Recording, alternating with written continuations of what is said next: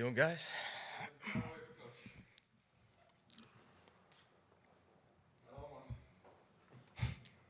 Jimmie, when you look back at the Ohio State game, when you went back and watched the film, what were some of the biggest things that stood out to you? Yeah, I mean, the thing with that game, I mean, you look at the tape and, there's a lot of positives, and obviously you score 6 points. We that was really the biggest thing. We got down inside the 5-yard line twice, didn't come away with touchdowns. You play in a game like that, you get down there, you got to capitalize. You got to come away with touchdowns. And it's something that we focus on all the time. We talk about with our guys, but that was kind of the biggest takeaway was there was a lot of positives. We did a lot of good things.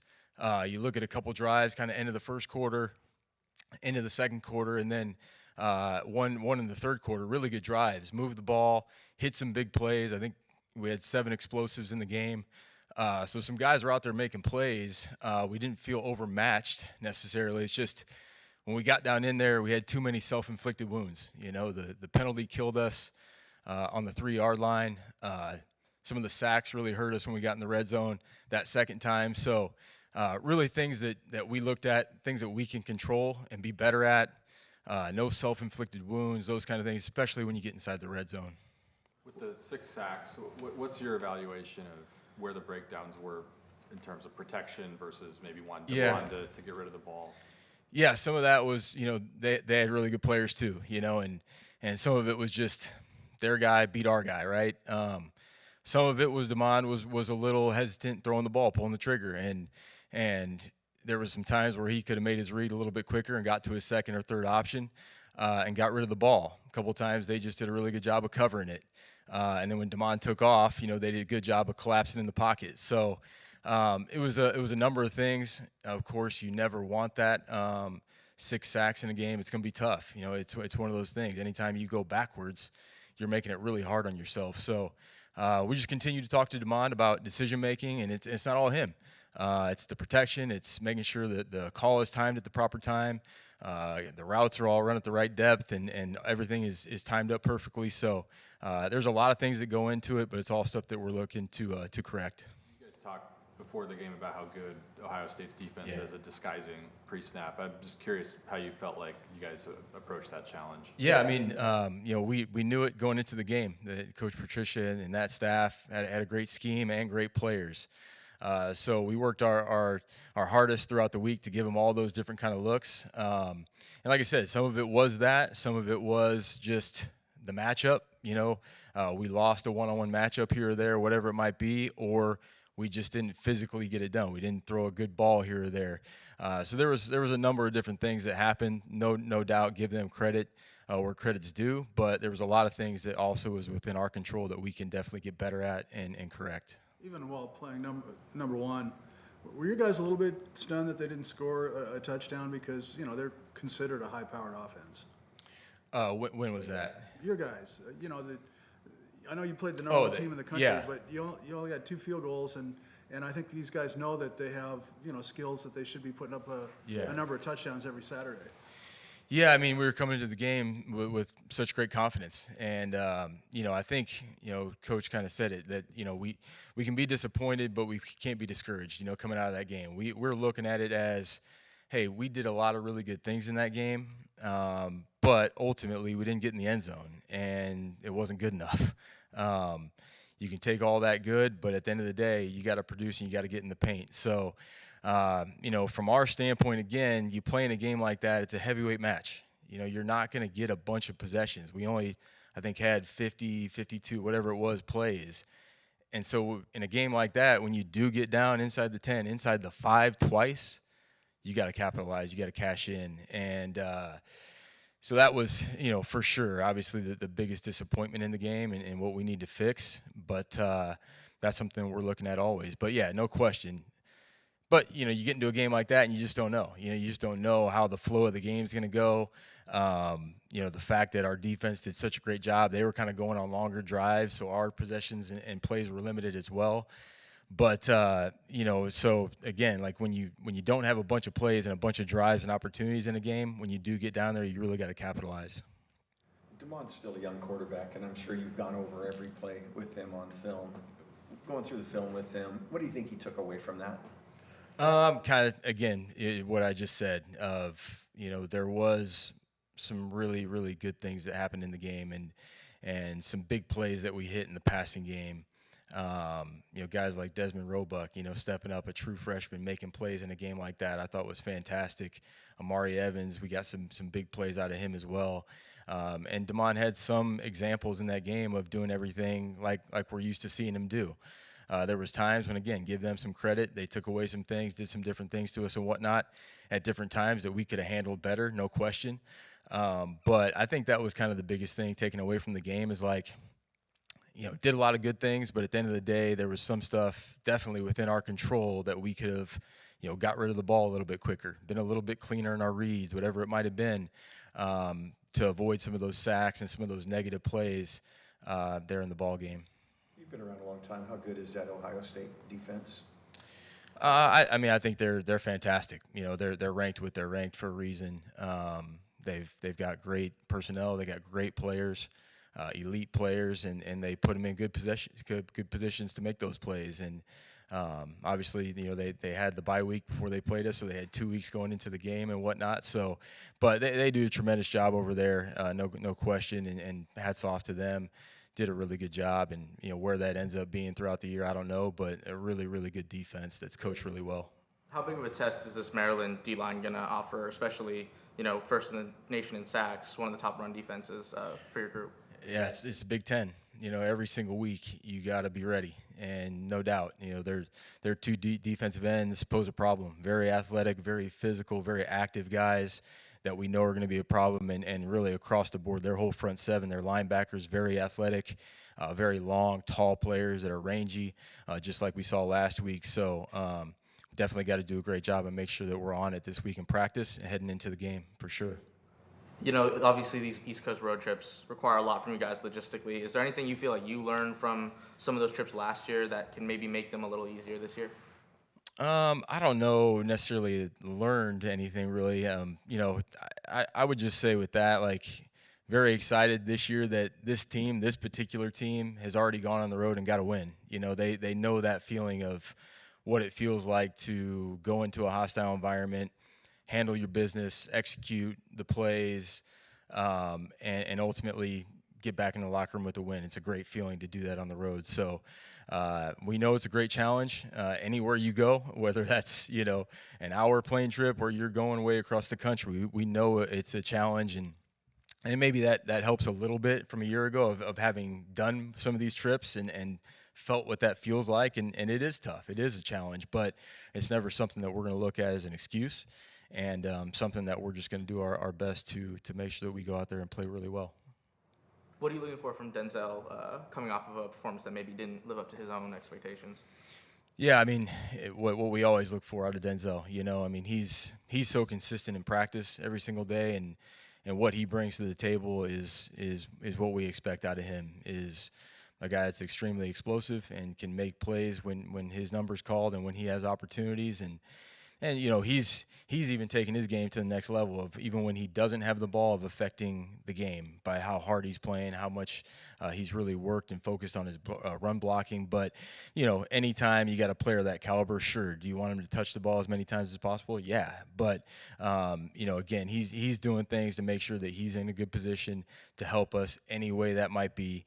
But definitely, no question, when 12 has the ball, good things happen. Drew Party's only given up one pressure in 4 games this season, gotten off to a pretty hot start, sprung some big runs. Where have you seen the most growth from him from last year? Yeah, I think Drew's playing great for us. I think he's worked really hard at his body, really gotten stronger and more flexible and just better physically through a great off season. And I think he's playing with a different confidence level just from being in year 2 of the system, being more comfortable in the calls and what to do against certain looks and whatnot, just having that comfortability there. So I think he's doing a great job and look forward to him. I think he's just going to keep getting better and better. From just the size, what was it about John Mills, maybe technically as an O-lineman, that you guys saw that you identified that, hey, we need to do what we can to get this guy playing right away? Yeah, John, like you said, the obvious thing is the size, right? He's so big, but for a guy that big to be able to move the way he does, and He's not stiff. You know, he's limber. He would for sure probably quote me on that and make sure he gets that sound bite. But he does. He has good hips. He can get. He can pull and get around the edge and really finish on guys and use his hips and whatnot. So he does a great job for us. And I think anytime you got a young player like that, the only way they're going to actually be able to play and do what he's doing is they got a good football sense about him. You know, he's got a really high football IQ, and he's been able to pick up the offense so quickly to be able to go out there and execute and have that confidence and that swagger that he brings to the table to go out there and play for us. So, yeah, it's been good. That if Carver can't play this week, that naturally Swanee and Max will be candidates for that position, but he was kind of laid out an intriguing option that John Mills could move to left tackle. Will you use him in practice just in case at left tackle? And do you see him using that, and there he is, as one of his primary positions before he's done? Yeah, I mean, that depth piece is so huge, like you just said. I mean, having Swanee, having Max, guys that have played for us in the past, is such a big thing, and having John, being comfortable out there, that's a different skill set, being out there kind of on that island, so to speak. So he's a very talented guy, as we all have seen, and having that versatility now and as he moves forward in his career is going to be big for us. But we always got to be ready for any scenario that might come up in a game, and I'm sure we'll definitely look at that this week as the week moves on. Good to go. All right, thank you guys.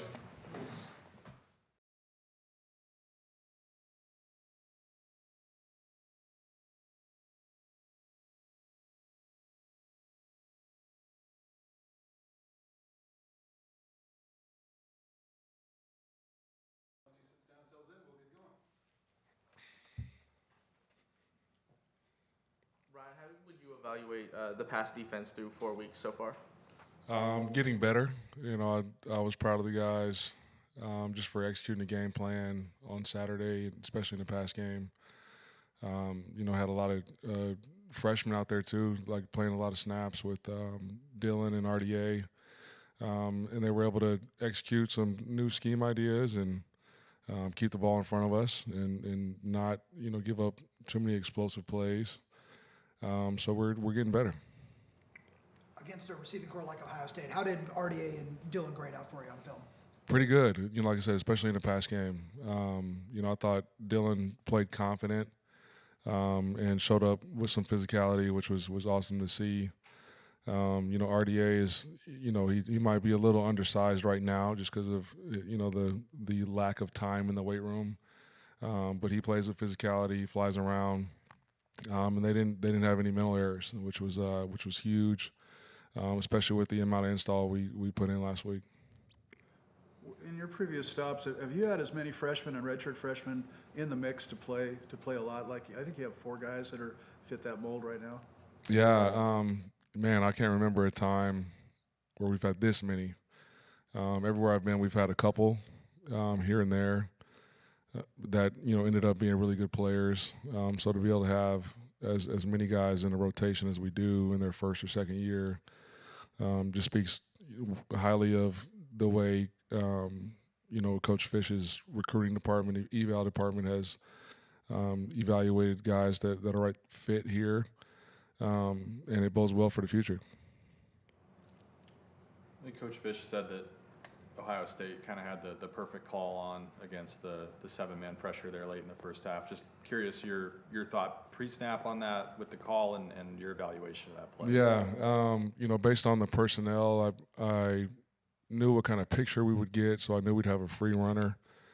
And sometimes, wise coach once told me, like, sometimes they get you. They have the perfect play call for the perfect call that we had.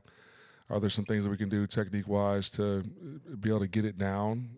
I believe so.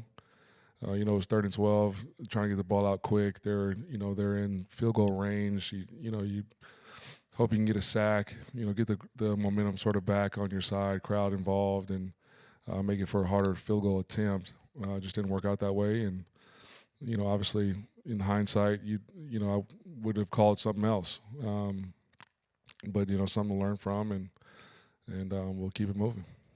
I think you guys have like the 13th ranked run defense entering this week. What's really worked for you guys? What have you seen, especially against like in Ohio State, where that's known for running the ball? Yeah, they were able to run the ball a little bit, and we knew that we would, because of the emphasis on the pass coverage and sort of taking care of the juggernauts there on the outside, they would get some leaky yards. But I do think our guys are playing really physical. The guys up front are doing a good job of holding the point when they're getting double teamed, and backers are doing a good job of getting downhill to take double teams off. And we're tackling well. I think we only had 3 missed tackles in that game. So those are all, reasons why our run defense has been pretty stout thus far. How do things change if Durfee's not able to go on Saturday? It's next man up, man. That's the other thing I've been proud of this group. We've had a couple guys go down and guys sort of step up to fill those roles and prepare the right way, practice the right way, and so they're confident going into the game, and the guys are sort of rallying behind the guys that haven't done a lot of playing. And I think our coaches have done a great job of catching them up to speed and getting them to play at a high level. Talking about next man up, with Buddha going down, what kind of boost does Jacob Manu bring to that linebacker room? Man, one, he's got a lot of experience of playing big-time football. So the intensity with which he communicates, the urgency of getting guys lined up, his practice habits are phenomenal. His study habits are phenomenal. And he's physical is all get out. And so to inject somebody like that into the lineup and into the rotation, just that energy sort of breeds throughout the defense, and you can definitely feel his presence. Really happy that we have him. Seems like X has kind of gotten some momentum these last 2 weeks. What have you liked about what he's done, and maybe is he finding himself in his defense a little bit more? Yeah, he played with a lot of physicality. That the 4th down stop was huge. Him and Dev getting in there. He's big. I think he's like 245 right now, and so he's able to hold point. He's also able to play off the edge if we need him to. So that versatility definitely helps. And he's been just to head down, trust the process, and let's work. And he's continued to improve. Jeremiah Smith, arguably the best player in the country. You were relatively able to hold him in check. What'd you do to be able to do that with a player of that caliber? It was a lot of sleepless nights, Sunday, Monday, Tuesday, but just trying to figure out different ways to have guys around him when our zone coverages. We were in man. We had somebody over the top or doubling him. Just trying to take away, things that they like to do and force them to get the ball somewhere else. And I thought their quarterback did a great job of sort of taking what we gave him and not forcing the issue. He's a heck of a player as well. So, but yeah, it was just from a schematic standpoint, just always knowing where he was at and sort of matching coverages around his location. What are you seeing out of, I'm trying to remember his name, the freshman quarterback at Maryland? Yeah, number 7. Yeah. Big guy. Big guy. Talk a little bit about that and what you can do does he remind you of anybody? Just off the hoof, you look out there and it's like you're looking at Cam Newton. He's like 6'5", 230 as a true freshman. Big arm. Throws a lot of velocity. A lot of off-platform throws that get the right location, and he's accurate. Takes care of the football. I think he's got like 1 interception. It was off a tip pass. Doesn't take sacks. He's hard to bring down. When they do ask him to run the ball, he can run and extend plays with his legs. Obviously, has a good command of the offense with the way he takes care of the ball. So future's bright for him. He's just scratching the surface, you can tell, but a really good player. Good. Awesome. Thank you, Coach.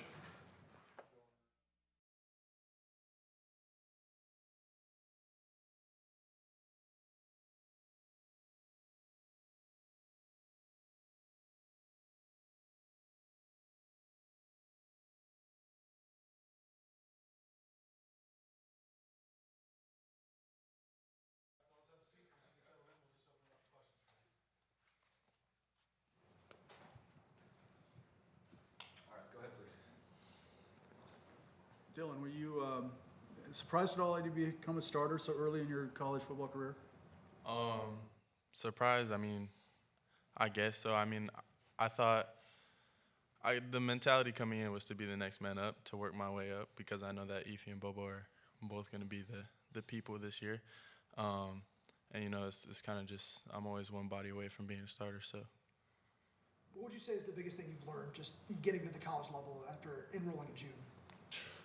I've learned so much.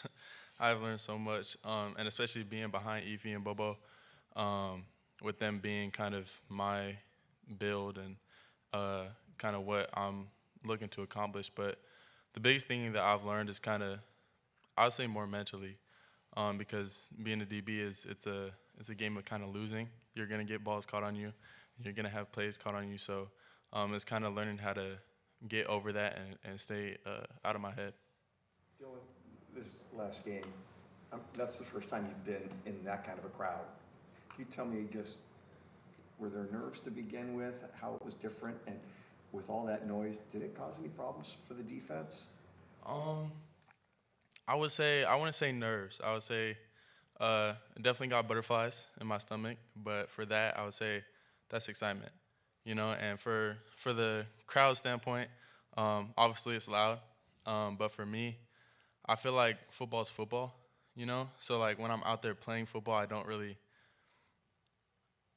can't really get affected too much by all the stuff that's going outside of it, outside of the game, I would say. So that'd be the crowd and the media and whatnot. But it was loud for sure. And so being out there wasn't quite easy to hear calls and whatnot. And for my first couple times being out there, it was a little bit of an excitement. Did I see you jogging a little bit with Jeremiah Smith? I was out there. I was out there, yes, sir. What was it like going against Jeremiah and Carnell? You know, it's one of the best wide receiver duos in the country. Shoot, I mean, iron sharpens iron, I would say. They're really great. And kind of working against them gave me a good introduction to college football. Where would you say you've seen yourself grow the most over the course of your senior season so far? I've grown a lot. Tackling, my technique at the line of scrimmage, I feel like all phases of the game I grew and just been trying to get better every day. Dylan, you had schools recruiting you at different positions, I know. How much of your decision was the school and the staff and all those sort of things, and how much of it was trying to figure out what position you wanted to play and what side of the ball you wanted to play on in college? Yeah, I feel like I've always been kind of more defensively orientated. It's super fun to score touchdowns, for sure. But I think that being a defensive player is my best opportunity, and especially coming in, like I said, behind Efi and Bobo, and having J. Rich as my coach, who has been developing these guys for their whole entire career. I think that it gives me the best opportunity to get developed to be the best I can be. Efi, how impressed have you been with Dylan being able to step in the way he has, considering he's only been on campus for a couple months at this point? Man, I'm super impressed, man. He's great guy. Like he said, his next man up mentality. So when he got in, he did his thing. Can't take nothing away from him. Dylan, I know that you guys, you didn't win and you made your college debut 3 weeks before that, but will this game be really memorable to you, having become a starter against Ohio State with 72,000 people screaming their heads off? For sure. I think everyone's first start is pretty memorable, and with the circumstances of the game, I would say it makes it a little bit more special for sure. But I would have loved to come out with the win. The past couple weeks, Bobo's been questionable, game time decision. How have you prepared or approached preparing, not necessarily knowing until a couple hours before the game if you were going to actually start? Yeah, I'll say the preparation shouldn't change. My preparation should stay the same depending on if I'm expected to play or if I'm not. What they say, stay ready so you don't have to get ready. Where do you feel like you'd like to improve the most over these next couple weeks, especially if Bobo's still out? Of course. I mean, shoot, there's a lot to improve on. I would say the main thing is kind of scheme-wise. I like to kind of understand what's going to happen before it happens, I guess. So kind of staying in that film room, meeting with coaches and learning tendencies. Are you surprised that so many freshmen have been able to start already in their careers here? Surprised, I wouldn't say surprised. I'm super proud of my guys. I think that our freshman class is a super special one, and we knew that coming in, and that's kind of why we all decided to come here and make something special. Anything else for these two guys? All right, we appreciate your time, folks.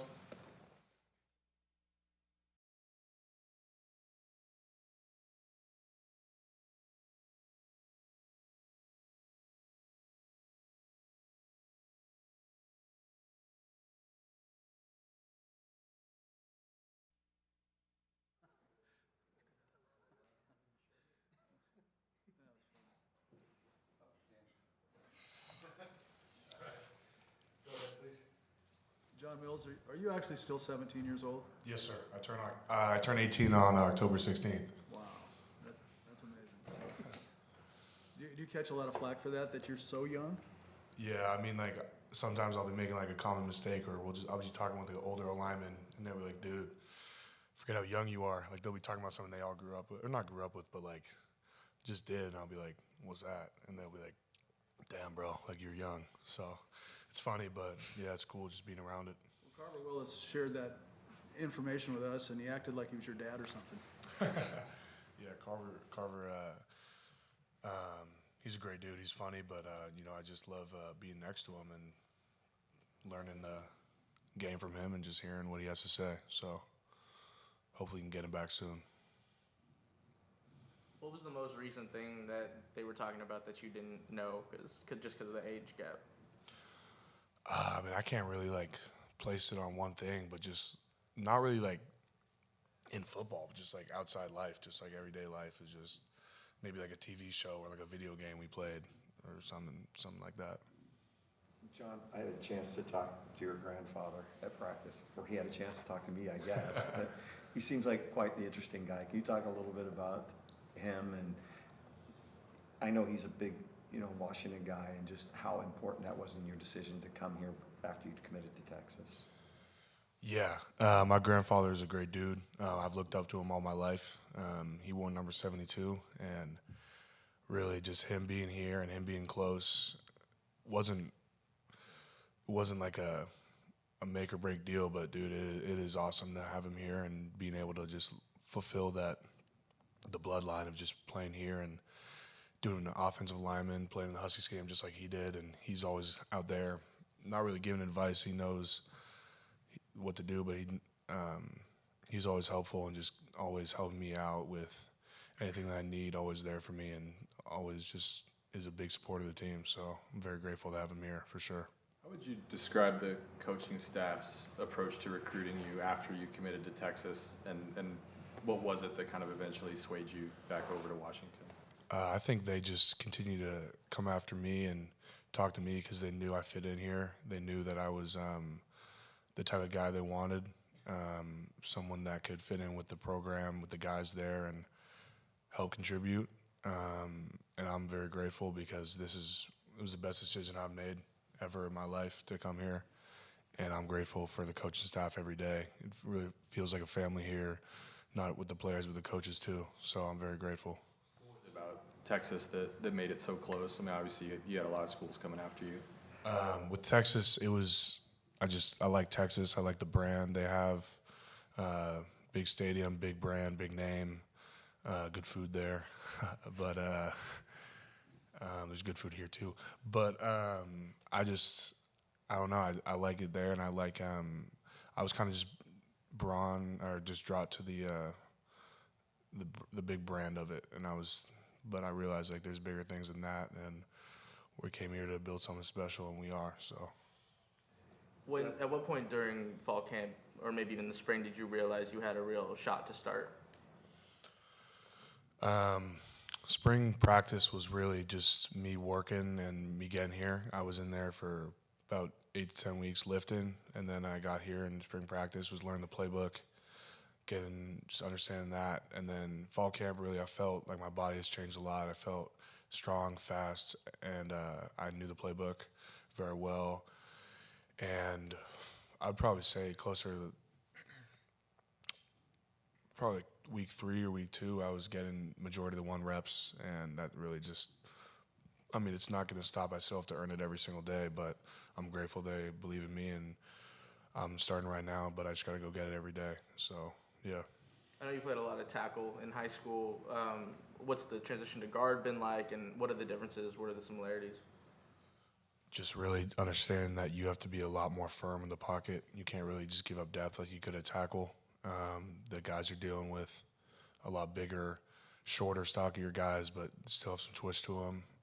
I like guard a lot. It's you can be very physical and be very nasty, and I love that.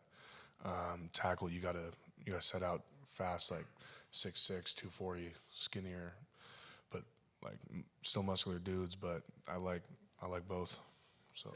Desmond, you were kind of lightly recruited, as they say, but now you're a starter on the college football level as a freshman. Is there a certain amount of satisfaction for that maybe some people just didn't pay you enough attention? Yeah, I mean, it is what it is. Again, I come from a small town, a small high school, so not a lot of people knew about it or even like heard of the name or been out in Marana, down in Arizona. But it just proves that, it doesn't matter what you're ranked. If you're good at football, they'll come and find you. Coach Fish offered you as a freshman in high school. I'm curious what your reaction was when he took the job at Washington, and just kind of what your initial thoughts were as they started to recruit you here and you set up your visit and all those things. Yeah, obviously, I would have loved it if they stayed in, Arizona, my hometown, but they left and came up here, and they stayed in contact with me. And, I got up here for my visit, and, the same coaches, mostly the same coaches. The campus is beautiful, and the way that their offense is, I just felt like it'd be the perfect fit. Yes, most of your freshman class was here in the spring, and you didn't get here until later. You talk a little bit about how difficult that was not being here in the spring. Did it take you a little bit to catch up, or did you feel you were a little bit behind to start? And again, how hard was it to be away when all these guys were here? Yeah, it was definitely hard, just coming in late and trying to learn the playbook as fast as I can. I started like right when I got here. That's the first thing I had to get to know, familiar with the playbook, and that was definitely the hardest thing. And also just learning the playbook was probably the hardest thing to do once I got up here. John, last time you got weighed in, what was your last height and weight measurement? Probably about 6'6" and some change, and then around like 338 to 342. You finished growing? I do not know. I don't know. Yeah. Carver Willis said you guys rolled in here, a lot of you around the 360 range. What was your peak? I'd probably say my highest was when I came in here, probably 365. Yeah. What was the approach the staff took with you, strength and conditioning, nutrition-wise, and all those things? We just worked every day because I knew I wanted to come in here and make a change, and I knew that I had to lose weight for that to happen. So I dedicated every single day to lose weight, and I worked with Tanner, with T.O., L.A. We get extra cardio in, eat right, and just every day we made it work, and we're still going to continue to do that. John, do you think your future is inside, outside? Where do you prefer? Do you prefer guard or tackle? I really prefer wherever they need me, so I'm happy to help wherever. Have you had a college football moment out there that stands out above the others? And I saw a video of you crushing a guy at Washington State, is why I asked that. Yeah, that was a cool moment for sure. I like that one. Now you pointed out, we went over there and we lost last year. We had to get that taste out of our mouths. We went and we beat them, so that was a good win for sure. First road win under Coach Fish, so that was a big one. Long flight back to Maryland. Do you get 2 seats or 1 seat or first class? Where do they put the big guys? I don't know what I'm gonna get. So we have a different plane for Maryland versus Wazoo, so I got to figure that out. Desmond, can you talk a little bit about your chemistry with Demond? Obviously, both of you being Arizona guys, it feels like once you got here in June, you very quickly turned into a go-to guy for him. What do you chalk that up to? Extra time together, relationship that stems back before college, anything like that? Yeah, not a lot of people notice, but growing up, we actually played on the same team. Like, I think it was like 5th grade, 6th grade. So we played on the same team for couple tournaments, and I've always known him. We always played against each other in 7-on-7 and everything. But once I got up here, we already had a good connection or whatever. Like we didn't play on the same team in like a couple years. So, but yeah, he's a great dude.